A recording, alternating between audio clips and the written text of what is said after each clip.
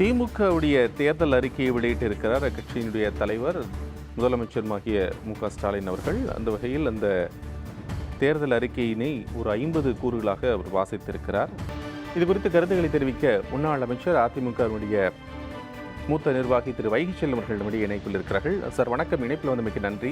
திமுகவுடைய தேர்தல் அறிக்கையை நீங்கள் எப்படி பார்க்கிறீர்கள், எப்படி புரிந்து கொள்ள வேண்டியிருக்கிறது? அதிமுகவுடைய தேர்தல் அறிக்கை தயாரிக்க குழுவில் நீங்களும் இருந்தீங்க. இந்த ஒப்பீடு எப்படி இருக்குன்னு பார்க்கிறீர்கள்? வணக்கம்.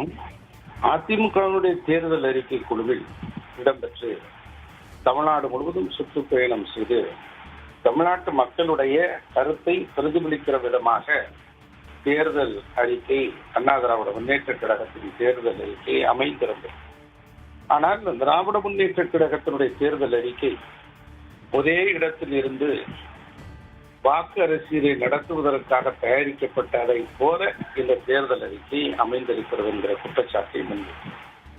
அதுவும் குறிப்பாக மகளிர் மேம்பாடு என்பது இல்லத்தரசி கூப்பன், 8000 ரூபாய் மதிப்பிலான கூப்பனை பயன்படுத்தி நீங்க எது வேணாலும் வாங்கிக்கலாம்.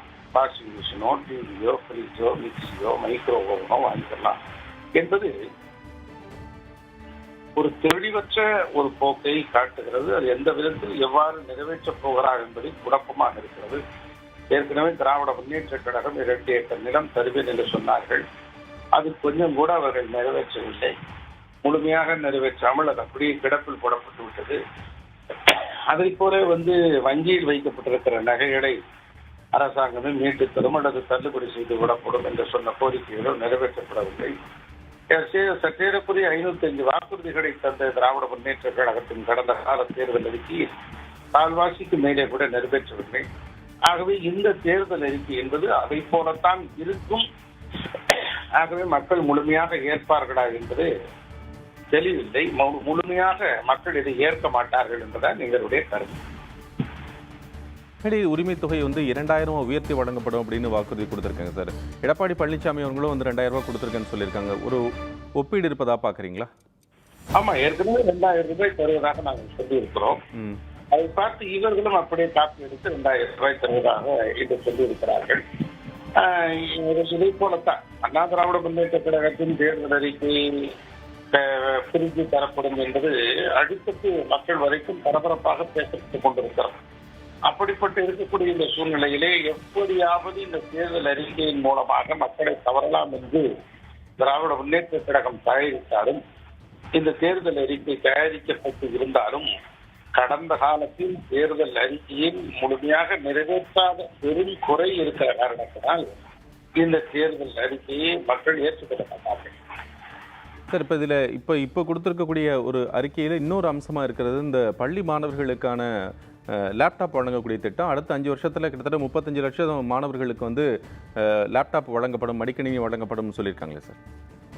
இல்ல, ஏற்கனவே வழங்கப்பட்ட மடிக்கணினி திட்டத்தை அண்ணா திராவிட முன்னேற்ற கழகத்தின் அரசு கொண்டு வந்திருக்கிற திட்டத்தை அவர்கள் முழுமையாக நிறைவேற்றி கிடப்பில் பெற்றுவிட்டார்கள். சற்று தேர்தல் வருகிற போது வந்த சமயத்தில் ஒரு மாதத்துக்கு முன்பாக ஒரு நிகழ்ச்சி நடத்தி 10 லட்சம் மாணவர்களுக்கு லேப்டாப் முதல் 10,000 பேருக்கு தொடக்கி வைத்திருக்கிறார்கள்.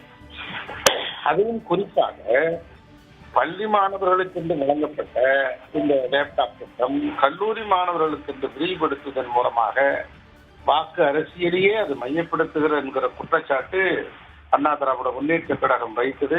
அதற்குரிய முறையிலே பதில் சொல்லவில்லை. ஆக லேப்டாப் என்பது மாணவ சமுதாயத்துக்கு அவசியமான ஒன்று, இன்றியமையாத ஒன்று. தற்போது இருக்கக்கூடிய விஞ்ஞான உலகத்தில், அறிவியல் காலகட்டத்தில் லேப்டாப் அவசியமாக ஒன்றாக இருக்கிற காரணத்தினால் ஏழை எளிய நடுத்தர விளிம்பில் இருக்கிறவர்கள் பயன்படுத்தப்பட வேண்டும் என்பதற்காகத்தான் அன்றைய காலகட்டத்தில் அண்ணா திராவிட முன்னேற்ற கழகம் அதை கொண்டு வந்தது. அது நல்ல மாணவர்கள் மத்தியிலே மற்ற தமிழ்நாட்டு மக்களிடையே பெரிய வரவேற்பை பெற்றது.